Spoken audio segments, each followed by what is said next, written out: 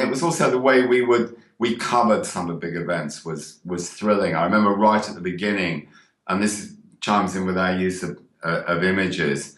Brian Harris, the photographer, started taking very tight head shots of Conservative politicians at the Conservative Party conference, which was happening just as we launched in 1986.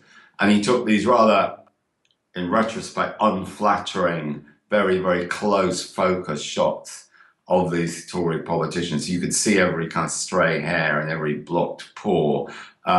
We call them up the nostril shots. And they didn't make them look particular, and they were printed very dark and heavy.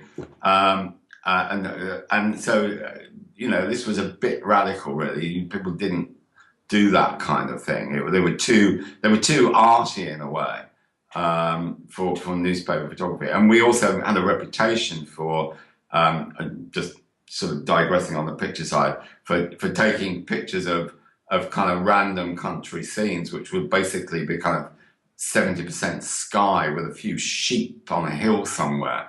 And these were famous, you know, perhaps with a steam train somewhere. These famously became kind of classic independent images. We would use space in a kind of creative way. We really reinvented the photograph in newspapers. We put pictures across 8 columns without thinking about it. We did big pictures traditionally. We did dramatic images. We would use an image big in the same way as any newspaper would use a story big. If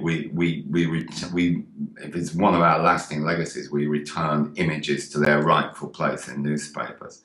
And I think the kind of real, the real apex of that, or the point when we really knew we were doing things different, was when we ran, and it was the Clapham train crash. It was a train crash in Clapham in South London in 1988, something like that, about 2 years after we'd started.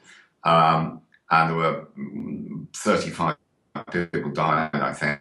And we had an amazing that one of our photographers took of this sort of train that had gone off the rails, and he got up on a bridge above the track, and he took a picture looking up the track with all the kind of rescue workers and ambulance and police and fire brigade and everybody sort of piling into these skewed and twisted carriages. So it was this sort of vertical picture. And Andres Whitton Smith said, right, we're going to just take over the whole of the front page of that. And people just didn't do things like that.